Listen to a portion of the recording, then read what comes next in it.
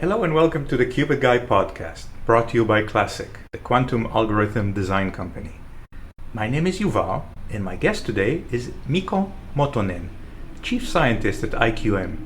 Mikko and I talk about custom-built quantum computers, how Nordic values contribute to the success of their company, and much more. We hope you enjoyed this episode. Please let us know how we did by emailing hello@classiq.io.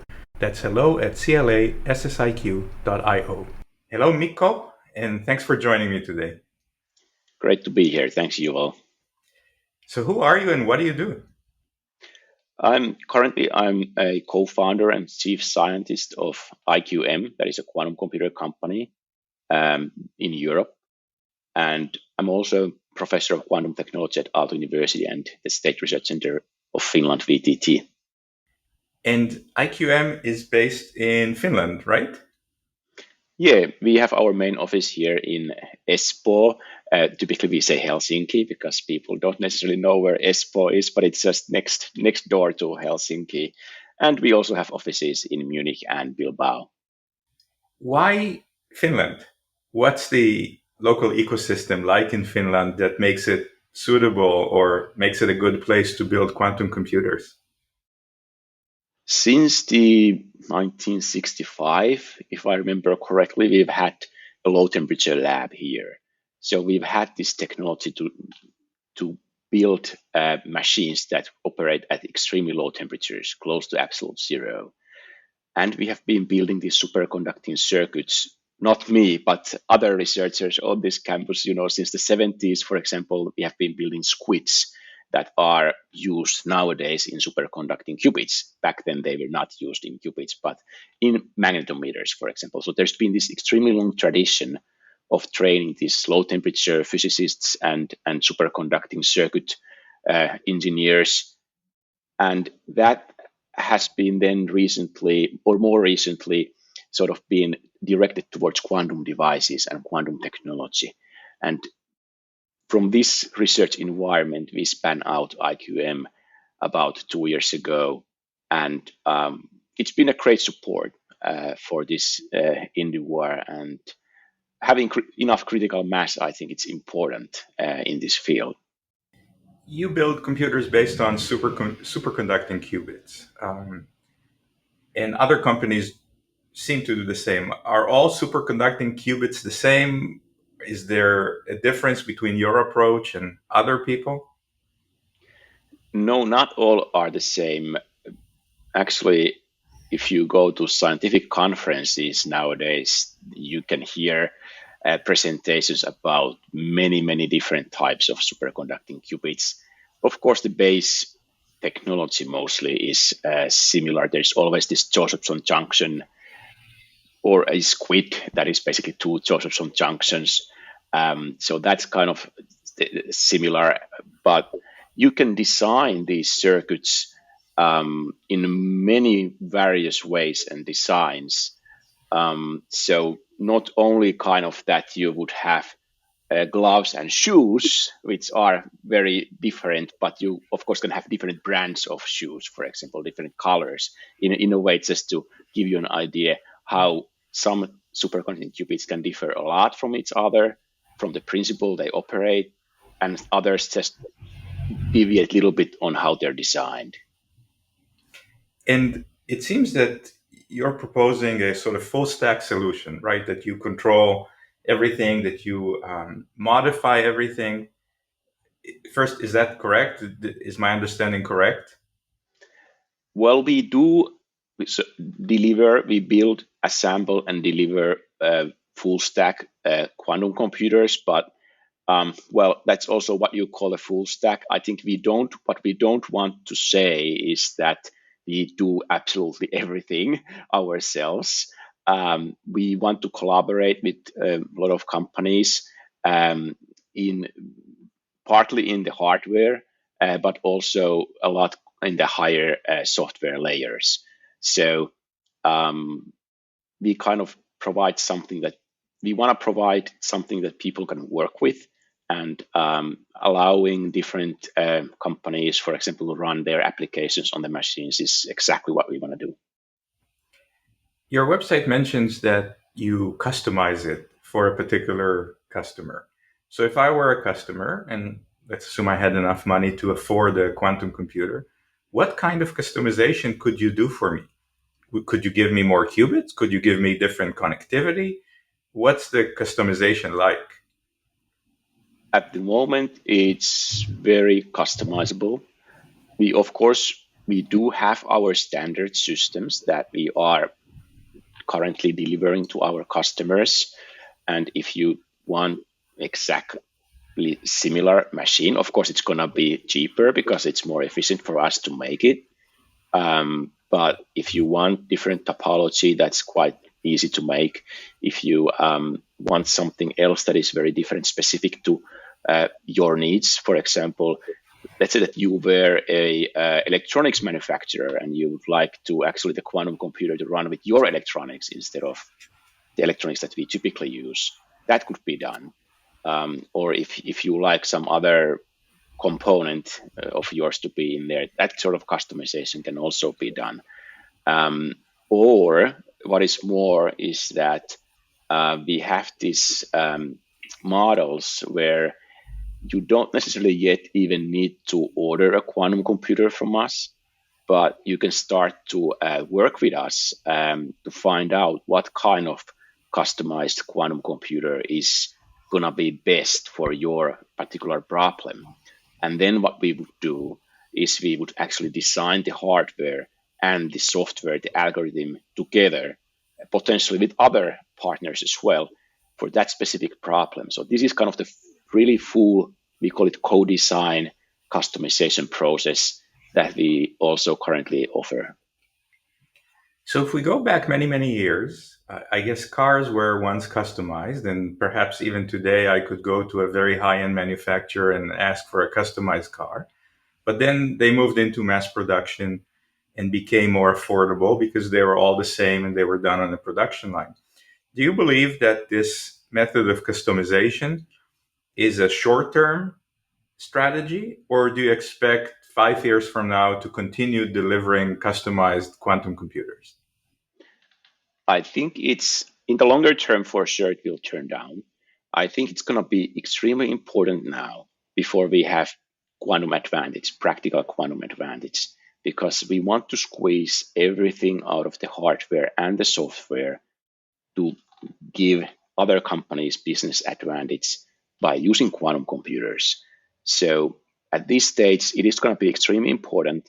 And it's also going to be extremely important for those companies to be involved and actually have full access to the system, not only through the cloud, but really have full access. And we think that by this way, we can speed up the achievement of the quantum advantage. And in the longer run, you're kind of right. Okay, it's not going to be very cost efficient to always customize a quantum computer. So in the longer run, we do see when the quantum error correction takes over that the need for this kind of customized quantum computers will go down. Most likely, in some cases, they still persist, but kind of the spectrum of cases that you would use them will go down or reduce. Can you give me a sense of how many computers you have delivered and perhaps maybe an example of a customer, even if it's without the name, a customer that was able to achieve something on your computers that they could not achieve on other types or other manufacturers of quantum computers? Well, we have publicly announced that we won the tender for a quantum computer here in Finland. So we are building a quantum computer through this public tendering process, or as a result of that, to VTT here. And that is the timeline for that is such that by the end of the year, we have delivered the first system. And it's on schedule as far as the latest public information has been given out. And that is still, of course, a machine that the researchers at the VTT site will then start seriously using after it's been delivered. So I can't now tell you exactly the benefits that they will obtain, but likely there will be some. And then after a few more years, the qubit numbers will go up quite a lot. And I think we are expecting more of that to happen. So the company is like a bit more than 2 years old in terms of the kicking it off from the seed funding round. So I think this is already pretty amazing what we've achieved so far. Absolutely. Your website talks in a couple of places about Nordic values. And since I'm not from the Nordics, could you help me understand what Nordic values are and how they apply to your business? Well, I would say that equality is a really strong Nordic value. Sometimes I heard that in Sweden, people were angry because some politicians were saying that Sweden is for Swedes. They were thinking, no, it's not for Swedes, it's for the immigrants. So that sometimes there are some extremes also when it comes to equality. But yeah, this is a really strong principle from us that we welcome, everybody independent of their personal characteristics, to work with us and build the quantum computer for the good of the mankind or humankind. And also, of course, like integrity or like respecting certain, codes of conduct and certain legislations. We're not really thinking about just to maximize the profit, but we are thinking about how to benefit the society in a maximal way. So this is kind of something about the Nordic values, and being very clear on what we say and standing behind that word. I think that's the strong principles we have. You're obviously very connected in the industry and you've been speaking with customers and you're familiar with many vendors. What would you predict that's going to happen in the quantum industry in the next 1 or 2 years? Certainly more and more machines will be delivered available. We see more companies going public. We see still yet new companies being born. We see larger funding rounds. I think everything seems to be growing, and also mergers. I would say that we can see more and more. Now there haven't been so many mergers in the quantum space yet, but I think we start to see those simply also because the numbers are now going up of the different companies and the valuations of the older ones. So then it's possible to merge. And I don't know, lots. I'd say that there's going to be a huge amount of action, and it's very exciting. Outside the things that IQM does, what would you like to see other players in the industry, whether big companies or startups or governments, what would you like to see them do to contribute to the success of quantum computing? Yep, the big companies, I would like them to really, now those who haven't done it yet, really to assemble these quantum teams inside the companies that have also true sort of deep quantum experts, so that these teams could then work with companies like IQM to do this co-development or co-design of the quantum processors. I think that's kind of one of the most important things. It's not only about throwing money to buy a quantum computer, but they really need in-house expertise in their companies as well to benefit from this technology in the future. For the governments, I think very nice approach is this kind of approach where you put in governmental grants, but at the same time you put large fraction, or let's say even more than half of the investment into purchases and into the company side. So not only to the university, of course, that's very important as well to keep the university research at high level, but also to boost the locally in those areas, also the companies, and to have real sort of deliveries, real purchases of quantum computers on-premise quantum computers. So I think that's going to be now very important.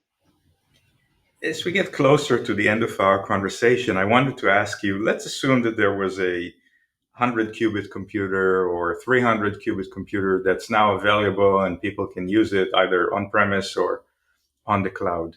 Do you think that companies have the ability to write software that takes advantage of these 100 qubit computers? Not many companies, I would say. And that's exactly the reason why they should act now before those come on the market, right? Because when they come, it's going to be too late to start learning.